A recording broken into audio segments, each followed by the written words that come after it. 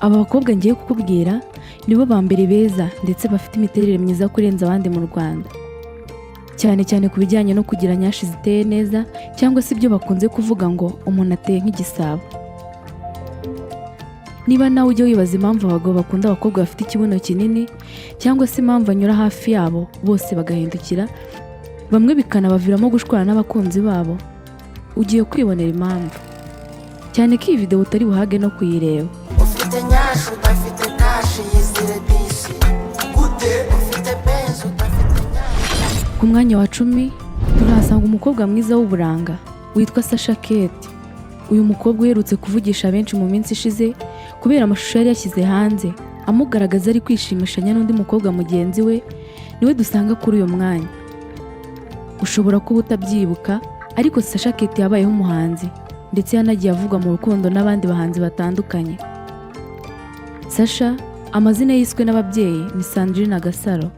Nubwo atagikunda kumvikana mu muziki muri iyi minsi, afite indirimbo nyinshi yaririmbye mu myaka yatambutse. Aha twavuga nk'iyo yise Kudeta yaririmbanye na Bulldog, bayisohora muri 2012. Amafoto agaragaza ubwiza n'imiterere irangaza benshi ntasiba gucicikana ku mbuga nkoranyambaga. Ibi bikaba ari nabyo byatumye yigwizaho abamukurikirana cyane cyane kuri Instagram, aho afite abafollowers basaga 51,000. Sasha Kate rero asa n'uwaretse ubuhanzi maze yigira mu bucuruzi, aho afite iduka rinini ricuruza imyenda. Mu mwanya wa 9 turahasanga uyu muhanzikazi ufite ijwi ryiza benshi bumva bagashesha urumeza, yitwa Marina Deborah. Marina amaze iminsi avugwa mu bitangazamakuru bitandukanye, cyane cyane ibikorera ku muyoboro wa YouTube, bavuga ko ngo yaba yaribagishije ngo bamwongerere ikibuno bikamugwa nabi. Ariko ibi Marina yaje kubinyomoza, avuga ko ameze neza, ko izo nkuru ari ibihuha bigamije kumuharabika. Marina rero akaba aje ku mwanya wa 9 kuri uru rutonde rw'abakobwa bafite imiterere myiza cyane, kandi nk'uko bigaragazwa n'amashusho agaragaramo, ibi byose ukumubeshyera rwose. Marina akurikirwa n'abarenga 262,000 ku rubuga rwe rwa Instagram. Ikindi wamenya mu buzima bwa Marina ni uko yagiye avugwa mu rukundo n'abasore bagiye batandukanye, cyane cyane ubwo yari akiri muri management ya The Men. Ibyamenyekanye cyane ni iby'urukundo rwe na Ivan Muziki. Uyu nawe akaba ari umuhanzi w'umuhanga ndetse banahuriye mu ndirimbo yiswe Urugo Ruhire Remix. Urukundo rwa Marina na Ivan Muziki rwaje guhagarara nk'uko babigaragaje, ndetse rwose ngo umusore ufite iyerekwa ritambutse nta kibazo. Dukomeje ku mwanya wa 8 turahasanga umugore wa The Ben, Uwicyeza Pamela. Pamela wa The Ben yatangiye kumenyekana ubwo yitabiraga irushanwa rya Miss Rwanda rya 2019, ariko yaje kuba ikimenya bose ubwo yatangiraga kuvugwa mu rukundo n'umuhanzi The Ben. Icyo gihe nibwo amafoto ye yatangiye gucicikana ku mbuga nkoranyambaga no mu bitangazamakuru bitandukanye. Benshi bakemeza ko rwose The Ben nk'umustar ukunzwe cyane n'abanyarwanda, ndetse nawe akaba ari umusore mwiza cyane bigaragarira amaso. Gukundana na Pamela ngo ntiyisondetse. Pamela afite imiterere biti y'igisabo, noneho byagera ku buryo akanura bikaba akamaramaza. Rero ngo byagorana gutandukanya igisobanuro cy'ubwiza n'izina Pamela. Uwicyeza Pamela rero akurikirwa n'abarenga 438 ku rubuga rwe rwa Instagram. Ikindi kandi couple ye na The Ben iri mu zikunzwe cyane n'abatari bake mu Rwanda. Ku mwanya wa 7 turahasanga uyu mukobwa wamamaye nka Olgabe. Ushobora kuba utari umuzi cyangwa ukaba usanzwe ubona amashusho ye, ariko reka nkubwire bye. Olgabe ni umwe mu bakobwa bagize account zazamutse vuba cyane kubera amafoto yasangizaga abamukurikirana, maze bakibaza bati ese uyu mukobwa Imana yabaramuremye bari kumwe, ko wagira ngo niwe wihitiyemo ko yifuza ko Imana imurema. Olga kandi afite iduka ricuruza ibijyanye n'imitako y'abakobwa, ibyo bita bijuteri, ndetse kandi akaba ari umukobwa ukunda gutembera mu bihugu bitandukanye. Olga rero akurikirwa n'abarenga 148 ku rubuga rwe rwa Instagram. Ubwiza n'imiterere isamaje y'uyu mukobwa nta wabishidikanyaho rwose, kuko ntibisaba gushishoza. Ku mwanya wa 6 turahasanga umukobwa mwiza w'uburanga wanigeze gushyirwa ku rutonde rwa Afurika rw'abakobwa bateye neza ndetse bafite imiterere ikurura abagabo, akaba yitwa Nkurunziza Agi. Kimwe n'abandi bakobwa bari kuri uru rutonde, nawe ni umwe mu bakobwa bamamaye cyane ku mbuga nkoranyambaga, cyane cyane ku rubuga rwa Instagram.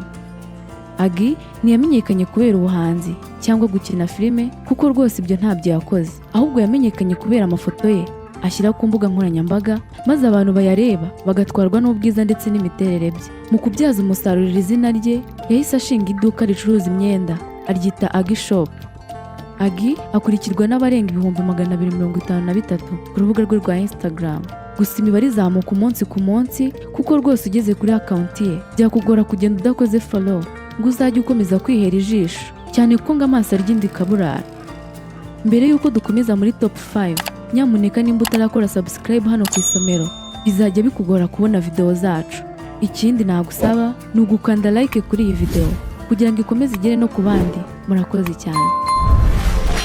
Ku mwanya wa 5 rero turahasanga Shaddy Boo. Uyu we benshi muramuzi cyane ko amaze imyaka myinshi cyane avugwa mu myidagaduro y'inaha. Ubwiza bwa Shaddy Boo twavuga ko bukurana ba mukerarugendo, cyane ko yagiye yifuzwa n'ibyamamare bitandukanye nka Diamond, Davido n'abandi. Amazina yiswe n'ababyeyi ni Shadia Mbabazi, akaba yizihiza isabukuru ye ku itariki 20 z'ukwa gatanu. Shaddy Boo niwe munyarwandakazi ukurikirwa n'abantu benshi ku rubuga rwe rwa Instagram, aho afite abafollowers basaga 1,100,000. Shaddy Boo yakundanye ndetse anashakana na Meddy Saleh uzwi mu gukora video z'indirimbo, gusa nyuma baje gutandukana nyuma yo kubyarana abana 2. Shaddy Boo nk'umuslay queen wa mbere mu Rwanda yagiye agaragara mu mashusho y'indirimbo zitandukanye, aha twavuga nk'iyitwa Kinyuma ya Bruce Melody. Shaddy Boo rero ni umubyeyi ufite ubwiza n'imiterere birangaza benshi hano mu Rwanda ndetse no hanze yarwo. Nta gushidikanya arabibajije impamvu tutamushyize ku mwanya wa mbere. Reka dukomeze. Ku mwanya wa 4 turahasanga umukobwa witwa Emeline Uwase Isheja. Mbere y'uko nkubwira byinshi kuri Emeline, reka nkwibutsa aka kantu. Mu minsi ishize ubwo twabonaga amashusho agaragaza The Ben akurira ishanga ubwo yifotozanyaga n'uyu mukobwa witwa Emeline, abantu benshi cyane cyane abatangariza inkuru kuri YouTube hari amafoto bakoreshaga bakuraga ku rubuga rw'uyu mukobwa Emeline Uwase Isheja, maze bakavuga ngo dore wa mukobwa The Ben yakuriye ikariso n'ibindi nk'ibyo. Gusa hari habayemo kwitiranya abantu, cyane ko uyu Uwase Emeline yaje kubinyomoza avuga ko atari uri muri aya mashusho. Mu yandi magambo, Uwase Emeline twashyize ku mwanya wa 4 muri iyi top 10 atandukanye na Emeline Kwizera wifotozanyije na The Ben nubwo bajya gusa rwose, ndetse bose bakaba bafite imiterere isamaje cyane. Emeline Uwase ni umukobwa mwiza cyane utahaga kureba, ndetse benshi iyo babonye amafoto ye batangira gushidikanya ku bakunzi babo, ariko nyine ngo amaso ararya indi kaburara. Ahubwo reka twikomereze hato tutagira abo dukomeretsa, ubwo ndavuga abo twita abanyashiresi. Ku mwanya wa 3 turahasanga uyu niyo mubyeyi Gentille Noella wamenyekanye cyane nka Fufu muri Papa Sava. Uyu wakunyuzeho ntuhindukire byanze bikunze abafite impano yo kwirengagiza, cyane ko imiterere idasanzwe. Nubwo amaze igihe kinini azwi cyane mu Rwanda, ariko ifoto ye aho uyibonye uhita utekereza ko ari ubwa mbere umubonye, kuko nyine ubwiza bwe buhora ari bushya.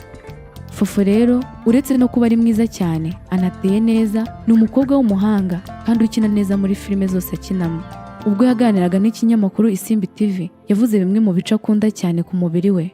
Ati, bimwe mu bice by'umubiri wanjye nkunda cyane nikundira umukondo n'amatwi.